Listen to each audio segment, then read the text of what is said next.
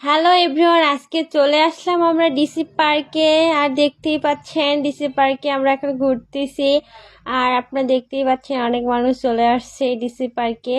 আর এই ফুল গাছটা আমার খুব ভালো লাগে, তাই ফুল একটু ছিঁড়ে নিলাম, তারপর আবার ঘুরতেছি। আর অনেক মানুষের ভিড়, আমার অনেক ভালো লাগতেছে ঘুরতে। আর এখানে দোলনা ঘুরতেছে।